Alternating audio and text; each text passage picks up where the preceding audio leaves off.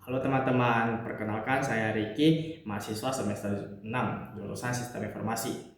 Pada kesempatan ini, saya akan membahas materi tentang antarmuka pengguna atau user interface dalam sistem pendukung keputusan. Dalam sebuah sistem pendukung keputusan, tidak hanya data dan model yang penting, tetapi juga bagaimana pengguna berinteraksi dengan sistem tersebut. Sebuah sistem yang canggih tidak akan memberikan manfaat maksimal jika sulit digunakan oleh penggunanya. Oleh karena itu, antarmuka pengguna menjadi salah satu komponen penting yang menentukan keberhasilan sesuatu SPK. Untuk lebih memahami materi ini, mari kita bahas lebih lanjut. Apa sih itu antarmuka? Antarmuka pengguna atau user interface UI adalah bagian dari sistem yang memungkinkan pengguna berinteraksi dengan komputer atau aplikasi. Dalam sistem pendukung keputusan, antarmuka pengguna berfungsi sebagai penghubung antara pengguna dengan seluruh komponen sistem, seperti database dan model analisis. Melalui antarmuka ini, pengguna dapat memasukkan data, memilih metode analisis, melihat hasil perhitungan, serta memperoleh rekomendasi keputusan. Dengan kata lain, antarmuka pengguna merupakan jembatan komunikasi antara manusia dan sistem. Fungsi antarmuka pengguna dalam SPK memiliki beberapa fungsi penting, yaitu 1.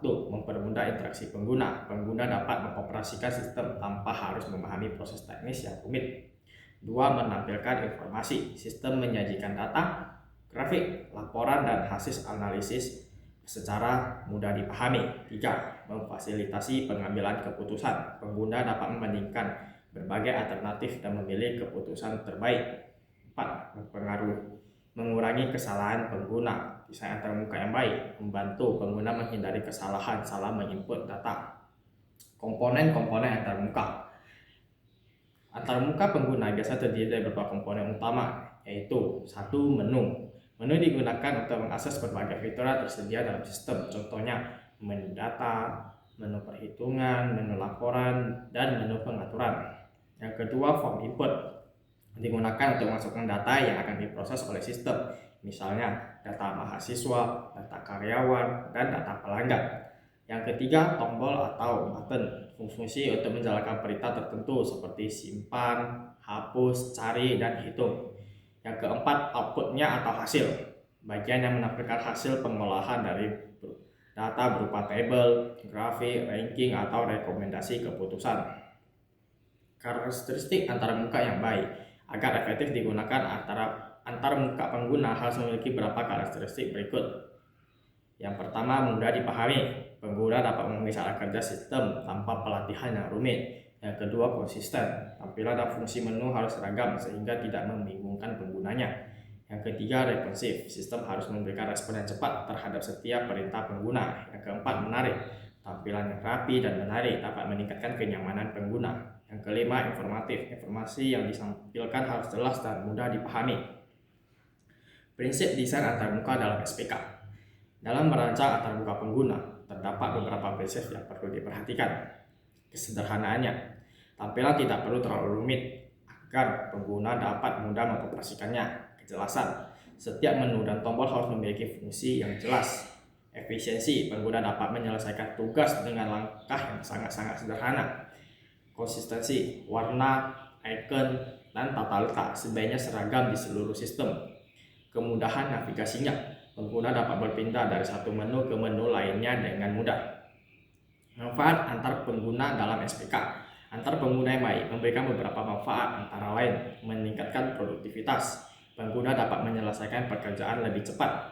Kedua, mengurangi kesalahan. Desain yang jelas membantu mengurangi kesalahan input data. Yang ketiga, mempermudah pengambilan keputusan. Informasi yang tersaji dengan baik membantu pengguna memahami kondisi yang sedang dianalisis. Keempat, meningkatkan keputusan pengguna. Pengguna merasa nyaman saat menggunakan sistem tersebut. Contoh penerapan antarmuka pengguna dalam SPK.